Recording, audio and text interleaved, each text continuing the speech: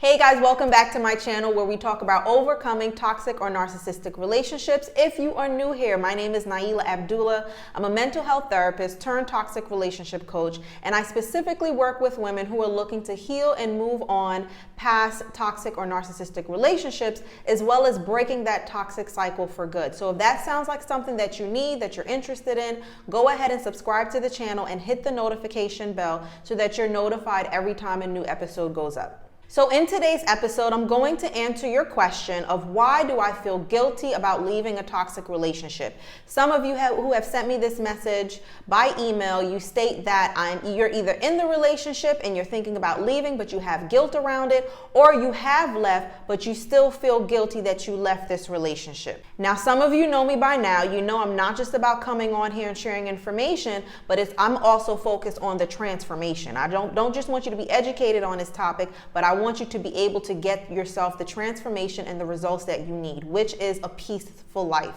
which is away from toxicity and any negative relationships. So not only am I going to answer your question about why you feel guilty, but I'm also going to tell you some things that you can do to relieve yourself of that guilt. So the first reason that you need to consider about why you may be feeling guilty about leaving this toxic relationship is that you are holding on to this unconditional loyalty, this mindset that I am supposed to be unconditionally loyal to this person that I committed to. And while that sounds nice, and yes, in relationships, there should be unconditional love, you are applying that concept, that mindset to the wrong person. And that is not about blame. I don't want you to go in and say, oh, I made a mistake and I applied to the wrong person, because a lot of times when you're dealing with toxic, manipulative, or narcissistic people, they are very good at putting on a facade, putting on a mask. And they can trick you into believing that they are the type of person that deserves that type of loyalty. However, when you are dealing with emotionally destructive people, toxic people, that does not apply. And sometimes I think, and this answer comes in when we really start to heal and we start to dig. Again, it's not just about being informed on this topic, but it's about understanding where are our mindsets coming from, right? And this unconditional loyalty, I believe, part of it may come from culture. Now, when I talk about culture, I'm not just talking about, the region of the world that you're from, but culture as in what is normal in the environments that you've been in. That could be the country that you're from, the culture in the country that you're from. It could also be the culture within your household, the culture within people around you, right? What has been normal? What have you seen growing up? Even in my personal experience, my background is Caribbean. So I've been around, of course, Caribbean people. I've also been around American people, as I am also American.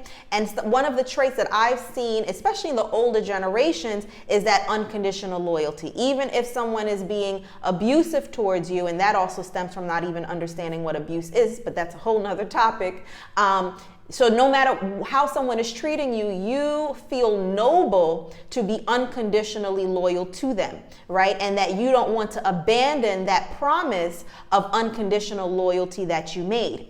However, again, when you are dealing with someone who is manipulative, who is intentionally breaking you, those rules don't apply. So that is the solution. Again, so we spoke about the reason. So let me jump right into the solution, because I just gave you a sneak peek. Different rules apply to these type of people. So the solution to relieve yourself of that guilt that you have abandoned them, that you are no longer keeping your promise of unconditional loyalty, is that you want to choose logic over emotion and tradition. Right? So yes, you may have been taught that it is noble. You learned it in church that it is noble to have unconditional loyalty. Yes, that's all great, but that does not apply to these type of people. So now you have to shift from blindly following what you've been taught and saying, oh, you need to go left. Even though everything is saying going right, to go right, I need to go left because tradition says that, because culture says that. Now you need to switch over to logic and saying, okay, but 1 + 1 is 2. If someone is mistreating me constantly, if someone seems like they don't have any intentions on changing, maybe they don't deserve that unconditional loyalty. No, they do not. So you need to switch from you need to switch from tradition and from culture. You need to switch that over to logic. Switch over from emotion, what might feel right, it might feel noble. You want to switch that over to to logic, what logically makes sense. Now, if that sounds like something that you've experienced, I want you to take a moment, whether it's right now or after this episode is finished, and go ahead. That book right there that you see behind me is called The 3 Mistakes I Made in Toxic Relationships and How You Can Avoid Them. I go a little bit further into this mindset of unconditional loyalty because I truly see, again, based on my personal experience and my professional experience, that people are holding on to situations. They are subjecting themselves to toxic situations because they have this loyalty. And that is a mistake that I made as well. We don't want to break, we feel like we don't want to break who we are. We don't want to be a bad person. But it's not about being bad. It's about using logic over emotion. So go ahead and get that free ebook in the description box below where you can read a little bit more about that and how to avoid continuing to make that mistake. The second reason that you may feel guilty about leaving the toxic relationship is that you feel bad that you cannot leave in an amicable way, that you cannot sit and explain and discuss why this is not working out. And you feel guilty about maybe abruptly leaving or not being honest with them about why you're leaving, or that it's just not this peaceful, nice, let's still be friends type of split. And the reason to that is because people who are toxic, people who are manipulative, people who are narcissistic or have narcissistic traits, they're not capable of having an amicable split, right? They may pretend in the beginning, but at some point you're going to see that mask come off when they feel like they are losing control of you, right? So again, I mentioned it before, and the first reason that you may feel guilty is that different rules apply, and that is a mindset shift that I labeled different rules apply, because you cannot expect the same type of breakup with a normal, generally healthy person that it would be with a toxic person. Their intentions are different. Your intentions is to save yourself. Your intentions is to have peace, to stop the conflict. That's not their intentions. They feed off of that conflict. They feed off of the chaos. They feed off of having control over you and being able to press your buttons to trigger you, right? So that you both have two different intentions, and that beautiful amicable split that you were hoping for is an unrealistic expectation. So that is why you have to make that shift, and that is the solution that I'm going to give you for this reason, is that you have to make that mindset shift and implement that mindset that different rules apply. Okay, that will relieve you of this guilt. I've given the example before for those of you who know me. For those of you who are new, you'll hear it again.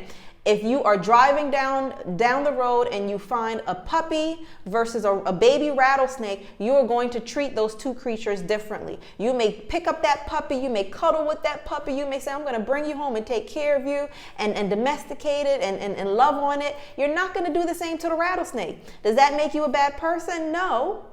But you are aware of the character of a rattlesnake. You know how that rattlesnake might behave as it gets older. You know that rattlesnake might bite you, and I think they're poisonous too. But don't quote me on that. I'm not that great on snakes. But either way, you have accepted that these are two different characters, right? A little cute little lab puppy versus a rattlesnake. And that is the same thing for human beings. That is the mindset shift of different rules apply that you need to apply to human beings. But you can only do that when you're honest with yourself to accept that this person is different. This person, even though you may have spent 10 years with them, 20 years with them, whatever it is, you may have shared children with them and you thought you knew them. And that can be disappointing. And that is sometimes why people hold on, because you don't want to, you take it personal now that I've spent all this time and effort with this person, but I don't really know who they are. And now I have to accept that they are someone completely different than who I thought they were in the beginning. And that is challenging, but it's necessary. It's necessary for your growth, for your healing, and your ability to move on. Now, this third reason that I want to let you know of why you may feel guilty about leaving this toxic relationship is that you may have become more of their mother than their partner.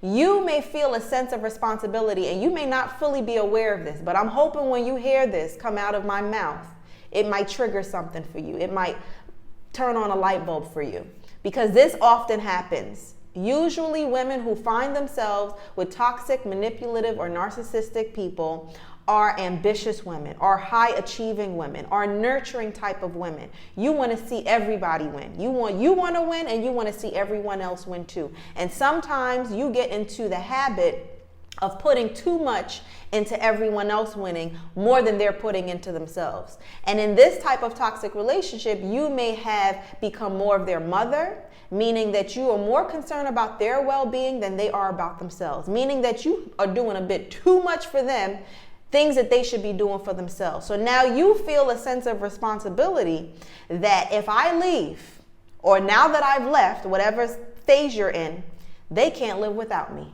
They can't survive without me. Maybe they went from their parents' house to a woman's house to another woman's house, and they have never really been able to function on their own. Or if they have, they've become extremely dependent on you.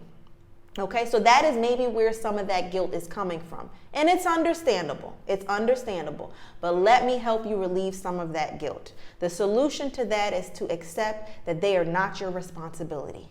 They are an adult. And the same way that you have been able to take care of yourself, the same way they need to take care of themselves. You are not their mother. And if you have to write that down on a piece of paper and read it every day and keep reminding yourself, because as we stay as human beings, as we stay in a situation, we start to normalize certain things that are actually not normal, right? They're not healthy, right? So the longer that you have played that role, the longer you have, the more you have developed that sense of responsibility for this person. And because they are manipulative, they may even use that. They may even say things like, oh, I can't live without you. Or, you may see that their life is tumbling. You may see that things are changing in their life. They may reach out to you and say, yes, things are not going well for me. They may say things to make you feel like, look what you did to me because you left. They're adults. It's not your responsibility. You are not their mother, okay? You were supposed to be their partner, and they were not good for you as their partner. So now you need to remove yourself, but relieve yourself of that guilt. They're not your responsibility. So at this point in the episode, you have learned 3 reasons of why you may be feeling guilty about leaving a toxic relationship.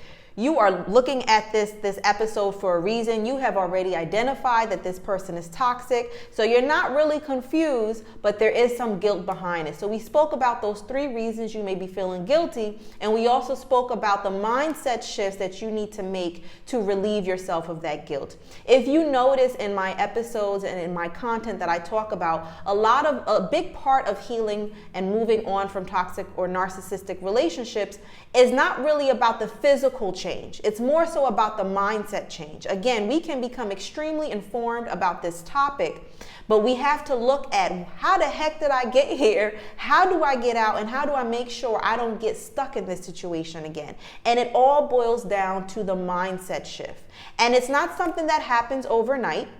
There is unlearning we have to do. There is unpacking that we have to do, but it is the mindset shifts that needs to happen in order to be able to move forward. Or else you're going to be maybe technically out of the relationship, but you will be still attached to the person, or you will be right back in another toxic situation and stuck in another toxic situation.